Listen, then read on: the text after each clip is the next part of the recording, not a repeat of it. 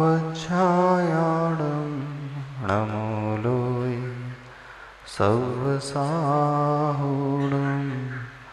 देवादिदेवी खजाराण श्री शांतिनाथ भगवान के संत श्रोमणी आचार्य गुरुवर श्री विद्यासागर जी महाराज की पूज्य मुनि पुंगव श्री सुधा सागर जी महाराज की।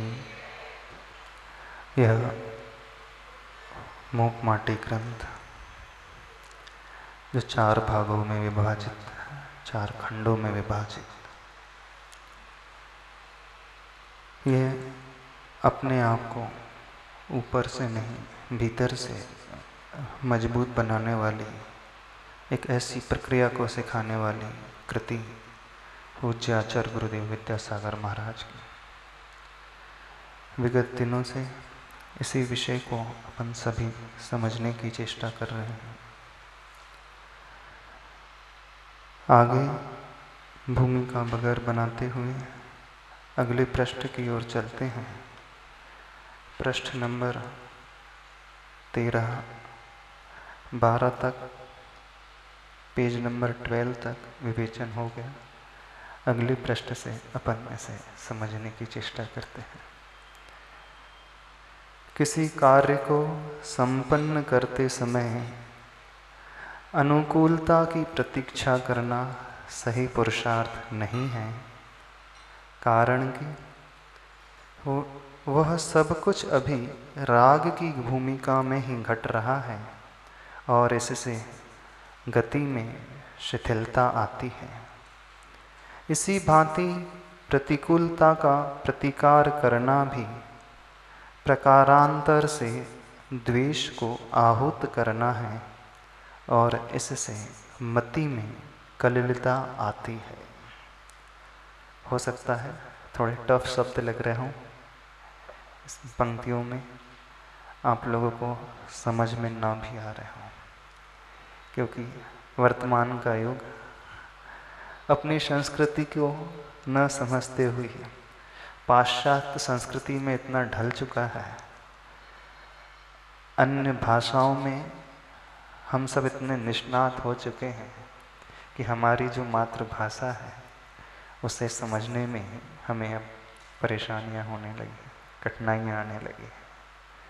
आप लोगों के चेहरे ये बता रहे हैं कि अभी हमने जो उच्चारण किया, जिन पंक्तियों को पढ़ा, आचार्य भगवान ने जो लिखे हैं, शायद इसके भाव आप तक नहीं पहुँचे। कितनी बड़ी विडंबना है। आप अपने बच्चों तक कैसे उन भावों को पहुंचा पाओगे जहां तक आप स्वयं ही नहीं पहुंच पा रहे हैं। आचार्य भगवान की एक बहुत गहरी भावना है, शायद हमने आप लोगों से कभी कही नहीं। आचार्य भगवान चाहते हैं कि हम उस धर्म से, उस संस्कृति से जुड़ें, लेकिन वह तभी संभव होगा जब हम उसके माध्यम से सही मायने में अपने आप को जोड़ पाएंगे। भावार्थ तक हम बाद में पहुंचते हैं। जो रास्ता होता है, रास्ते को तय करने के लिए जो मीडियम माध्यम होता है, पहले हम उसे समझें। हमारा जैनागम, जैन संस्कृति, भारतीय संस्कृति इंग्लिश में नहीं है, उसका वर्णन है हिंदी और अन्य भाषाओं में, देशी भाषाओं में। लेकिन हर एक अहिंसक व्यक्ति, जैन व्यक्ति अपनी उस मातृभाषा को भूल करके उस इंग्लिश भाषा में ही अपना को आगे बढ़ा करके गौरवान्वित महसूस करता है, नहीं करता? जब आप इंग्लिश में किसी से बात करते हैं, कोई आपसे इंग्लिश में स्पीक करता है, तो आपको बहुत अच्छा लगता है। आपको ये लगता है कि हम बहुत बढ़ चुके हैं, एक स्टेटस अच्छा हमारा हो चुका है। और याद रखो, स्टेटस इस किसी भाषा से नहीं होता है, स्टेटस हमारे अंतरंग परिणामों से होता है। और वहाँ तक हम तब पहुँच पाएंगे जब हमें भाषा का भी सही ज्ञान हो पाएगा। अभी तो ये स्थिति है, आने वाले 20 साल में से भी भयानक स्थिति होने वाली है। जब आने वाली जो जनरेशन है, अब आप कहोगे महाराज जी आप भी इंग्लिश के शब्दों का प्रयोग करते हो। आने वाली पीढ़ी जो है वह इससे पूर्णतया से वंचित हो जाएगी। अभी थोड़ा बहुत तो आप समझ लेते हो, लेकिन आने वाली पीढ़ी तो वो भी नहीं समझ पाएगी। तब क्या होगा? तब स्थिति बहुत ही भयावह होगी। उस स्थिति से यदि अपने आप को बचाना चाहते हैं, तो इंग्लिश से हमें द्वेष नहीं है। आचार्य भगवान हमेशा कहते हैं अंग्रेजी से कोई द्वेष नहीं है, लेकिन सर्वप्रथम हम अपनी मातृभाषा से जुड़ें। आप जब सोचते हैं तो इंग्लिश में सोचते हैं, हिंदी में सोचते हैं, हाँ, प्लानिंग करते हैं, योजना बनाते हैं तो अंग्रेजी में, सपने देखते हैं तो अंग्रेजी में, हाँ, क्यों बताओ? उन्हीं भाषा में व्यक्ति सोचता है, सपने देखता है, प्लानिंग बनाता है, जो वह शुरू से जिसमें जुड़ा हुआ होता है। वो एक बहुत सुंदर माध्यम होता है अपने भावों को अभिव्यक्त करने का, लेकिन हर व्यक्ति ने उस माध्यम को छोड़कर के एक दूसरे ही माध्यम को पकड़ लिया है और अपने आप को बहुत ऊंचा समझने लगा है। आप तौहीन समझोगे अपने बच्चों को हिंदी मीडियम में पढ़ाने में, और ये समझोगे कि हम गिरे स्टैंडर्ड के थोड़ी हैं, हमारा स्टैंडर्ड बहुत ऊंचा है, बहुत बड़े हुए हैं। और जब ये हाल होगा तो आपको अभी हिंदी नहीं समझ में आ रही थी, फिर संस्कृत तो कोसों दूर हो गई। फिर व्यक्ति पिछड़ जाता है उस शास्त्र स्वाध्याय से, उन अच्छी संस्कृति को जानने से, समझने से। कोई बात नहीं, जितने उत्सुक आप अन्य चीज को जानने में रहते हो, काश उतना ही उत्सुकता का भाव आपके भीतर अपनी संस्कृति, अपनी भाषा को जानने के लिए आ जाए तो बहुत अच्छा हो जाएगा, बहुत जल्दी कल्याण हो जाएगा। हाँ, कर सकते हो पुरुषार्थ? थोड़ा सा कठिन है महाराज, हो नहीं सकता। हाँ? इस पुस्तक को यदि इंग्लिश में भी ट्रांसलेट किया जाए, और की हुई है, लेकिन इंग्लिश में पढ़ कर के वो भाव आ ही नहीं सकते। जो शब्द संयोजना हिंदी में होती है, जो शब्दों के भिन्न भिन्न अर्थ हिंदी के निकल सकते हैं, इंग्लिश में वह अर्थ निकल ही नहीं सकते। कोशिश की जाती है अवश्य कि लोगों तक थोड़े बहुत वह भाव पहुंच जाए, लेकिन पूर्णतः वह भाव पहुंच ही नहीं सकते हैं, क्योंकि जैसे ही अनुवाद हो जाता है, अनुवादकर्ता अपनी दृष्टि से उसमें भाव डाल ही देता है। अपन उस मूल भाव को पकड़ने की कोशिश करें जो आचार्य भगवान के हैं। इतने कठिन नहीं है जितने आप लोग देख रहे हो, सोच रहे हो। चलो खोल देते हैं। किसी कार्य को संपन्न करते समय अनुकूलता की प्रतीक्षा करना सही पुरुषार्थ नहीं है, और हर यहाँ बैठा हुआ व्यक्ति सिर्फ इंतजार करता है, अनुकूल घड़ी कब आएंगी मैं कार्य करूँगा, है ना। हर व्यक्ति सिर्फ इस बात का इंतजार करता है, कंडीशन मेरे फेवरेबल कब होगी, जब मेरे फेवर में कंडीशन होगी तब मैं कार्य करूँगा। आचार्य भगवान लिख रहे हैं, जो व्यक्ति अनुकूलताओं का इंतजार करता है वह सही पुरुषार्थ नहीं माना जाता। कारण है उसके पीछे। क्यों?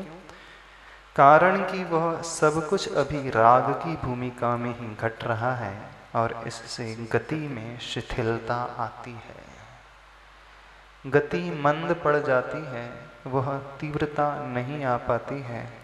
क्योंकि जब जब व्यक्ति किसी अनुकूल कंडीशन का, अनुकूल परिस्थिति का इंतजार कर रहा है, समझना वह अपने आप को 100% तैयार नहीं कर रहा है, अपने आप को भीतर से मजबूत नहीं बना रहा है। जब जब हम अनुकूलता में कोई कार्य को नहीं करते हैं तो बहुत जल्दी हम उसे भूल भी जाते हैं। आचार्य भगवंतों ने चला करके लिखा है मुनि महाराज के लिए, व्यक्ति के लिए, अदुख भावितम ज्ञानम क्षीयते दुख सन्निधौ तस्मात् यथा बलम दुख रात्मानं भावेत मुनि योगी। यानी अदुख के द्वारा जो हम ज्ञान प्राप्त करते हैं, अदुख का मतलब सुख के क्षणों में जो हम प्राप्त करते हैं, अदुख भावितम ज्ञानम क्षीयते दुख सन्निधौ। जब जब हम अनुकूलताओं में कुछ पाने की कोशिश करते हैं, वह अनुकूलता में प्राप्त हुई कला, वह ज्ञान तुरंत विस्मरण हो जाता है, छूट जाता है। कब छूट जाता है? थोड़ी सी कठिनाई आने पर, थोड़ी सी प्रतिकूलताएं आने पर उसका उपयोग नहीं कर पाते हैं। और जो व्यक्ति प्रतिकूलताओं में कुछ पाता है उसे जिंदगी भर स्मरण करता है, जिंदगी भर याद रखता है। वह भूलना भी चाहे तो भूल नहीं पाता है। आप स्वयं देखो, आपने जो पाया होगा कठिनाई की अवस्था में, वह आज तक याद होगा। जब बहुत खोकर के हम पाते हैं तो उसे हम कभी नहीं भूलते और वह ज़िंदगी में हमारे लिए बहुत कार्यकारी होता है। लेकिन जो बहुत इजीली मिल जाता है, फ्रीली मिल जाता है, गिफ्ट में मिल जाता है, ना तो हम उसकी कद्र करते हैं, उसकी वैल्यू करते हैं और उसको ऐसे ही छोड़ देते हैं और उसका उपयोग अपने ज़िंदगी में नहीं कर पाते हैं। ये सिर्फ मुनि महाराज के लिए नहीं लिखा है, ये सिर्फ योगियों के लिए नहीं है, यह सबके लिए लागू होता है, आपके लिए भी लागू होता है। जो आपने बहुत कठिनता से अर्जित किया होगा वो आज भी आपके साथ होगा, आप उसे नहीं भूले होंगे। और जो बहुत इजीली अवेलेबल हो गया होगा उसे व्यक्ति भूल जाता है।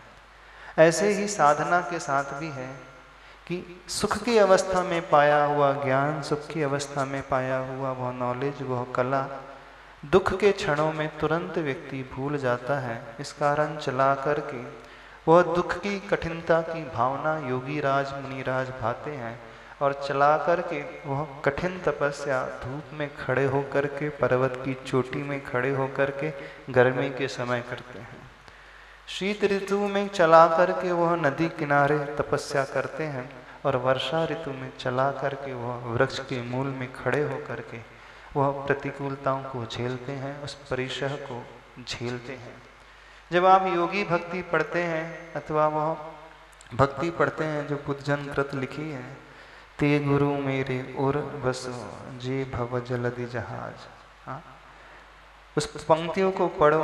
अथवा आचार्य भगवान ने जो योगी भक्ति लिखी है, वर्षा ऋतु में जल की धारा मानो बाणों की वर्षा, उस वर्षा ऋतु में वह बाणों की वर्षा झेलते हुए पेड़ के नीचे खड़े रहते हैं।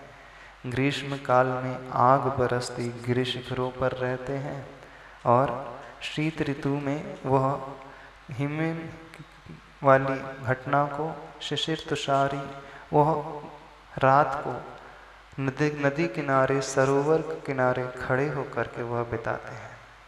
क्या आवश्यकता है उन्हें योगियों के लिए, मुनि महाराज के लिए चला करके उस प्रतिकूलता को झेलना, परिसह को चला करके झेलना? सिर्फ इसलिए कि हम जब इस प्रकार की प्रैक्टिस करते हैं, अभ्यास करते हैं, तो अपने आप को भीतर से बहुत मजबूत बनाते हैं। जो व्यक्ति जितनी प्रतिकूलताओं में बढ़ता है वो भीतर से उतना ही स्ट्रांग रहता है, उतना ही मजबूत होता है। और जो व्यक्ति अनुकूलताओं में जीवन जीता है, अनुकूलताओं में पलता बढ़ता है, वह व्यक्ति क्षमता होते हुए भी कुछ उपयोग नहीं कर पाता। चाहे वह उदाहरण सुकुमाल का ले लो, चाहे उदाहरण आज की जनरेशन का ले लो, जो एयर कंडीशन में बैठ कर के ज़िंदगी गुजारता है, थोड़े से में रोग से प्रभावित हो जाता है, रोग से पीड़ित हो जाता है। और जो लेबर क्लास होते हैं, गर्मी में काम करने वाले, बारिश ठंड में काम करने वाले, उन्हें किसी प्रकार की शारीरिक पीड़ाएं, रोग जल्दी नहीं लगते। जितने भी रोग पैदा होते हैं तो बड़े बड़े सेठियों को होते हैं, एयर कंडीशन में ज़िंदगी बिताने वालों को होते हैं। चाहे बात शारीरिक स्वास्थ्य की हो, चाहे बात मानसिक स्वास्थ्य की हो, और चाहे बात हमारी आत्मा के कल्याण की हो। जब जब हम अनुकूलता की प्रतीक्षा करेंगे, अनुकूलता की प्रतीक्षा का अभिप्राय आचार्य भगवान लिख रहे हैं, राग की भूमिका में ही घट रहा है। यानी व्यक्ति अपने आप को थोड़ा सा भी कष्ट नहीं देना चाहता है, अपने शरीर को बहुत पोषण करना चाहता है। वो नहीं चाहता है कि मेरे शरीर को थोड़ी सी पीड़ा हो जाए, बाधा पहुंच जाए। हाँ, शरीर को किसी प्रकार की बाधा पहुंचाए बिना मुझे सब कुछ मिल जाए। तो उसको शरीर से राग है, अपने आप से राग है, परिवार से राग है। चाहता तो व्यक्ति बहुत ऊपर उठना है, लेकिन अनुकूलता को छोड़ना नहीं चाहता। तो हम यदि अनुकूलता की प्रतीक्षा कर रहे हैं तो हमारी जिंदगी की गति भी शिथिल हो जाएगी, ढीली हो जाएगी, वह तीव्रता को नहीं पकड़ पाएगी। और इसी भांति प्रतिकूलता का प्रतिकार करना भी प्रकारांतर से द्वेष को आहूत करना है। थोड़ी सी प्रतिकूलता आ जाती है तो व्यक्ति उसको दूर करने के लिए साधन को जुटाने लगता है। हाँ, थोड़ी सी गर्मी आ जाती है तो आपको पंखे की और कूलर की और एयर कंडीशन की याद तुरंत सताने लगती है, नहीं सताने लगती? थोड़ा सी कठिनाई आती है तो आप क्या इंतजाम करते हैं? हाँ, थोड़ा सा कूलर का तो इंतजाम होना ही चाहिए, नहीं होना चाहिए। यदि मन में एक भाव आ गया है, हमें प्रतिकूलताओं को कैसे हटाना है, उसको दूर करना है, तो समझना कि मन आर्त और द्वेष से भर गया है, आर्त और रौद्र ध्यान से भरता चला जा रहा है। वह सामने वालों को हटाने के लिए, सामने वाला व्यक्ति भी हो सकता है, सामने वाली विपरीत परिस्थिति भी हो सकती है, व्यक्ति भी, और ऐसा इंतजाम भी हो सकता है जो हमारे मन को पसंद नहीं है, मन के अनुकूल नहीं है। तो मन में एक द्वेष आना प्रारंभ हो जाता है उस व्यक्ति के प्रति, उस वस्तु के प्रति, उस काल के प्रति, उस क्षेत्र के प्रति, उस द्रव्य के प्रति, सबके प्रति वह द्वेष आना प्रारंभ हो ही जाता है। तो प्रतिकूलता का प्रतिकार करना भी प्रकारांतर से, यानी अन्य तरीके से द्वेष का आह्वान करना है, द्वेष को बुलाना है। और इससे मति में कलिलता आती है, यानी हमारी जो बुद्धि है, हमारे भाव जो हैं, वह कलिल का मतलब होता है पाप, कलिल का मतलब होता है दुर्भाव, अशुभ, वह अशुभता से भरते चले जाता है। या यूँ समझे वह रौद्र और आर्त ध्यान से भरते चले जाता है। वहाँ का व्यक्ति का वहाँ पर धर्म छूट जाता है, धर्म ध्यान से वह अपने आप को सुसज्जित नहीं कर पाता है, उससे ऊपर उठ जाता है। ये आचार्य भगवान जब भी कुछ पंक्तियों को लिखते हैं तो विशेषता देखो आचार्य भगवान की, पंक्ति के साथ आचार्य भगवान एक कारण को अवश्य लिखते हैं। जैसे आचार्य भगवान ने यहाँ पर कहा कि राग है तो व्यक्ति शरीर से राग कर रहा है, इस कारण वह अनुकूलता का इंतजार कर रहा है, और एक व्यक्ति से राग हो गया तो वही राग फिर हमारे लिए प्रतिकूलता का प्रतिकार करने के लिए भी आगे बढ़ाने वाला होता है, या वहीं पे द्वेष भी जन्म लेना प्रारंभ हो जाता है।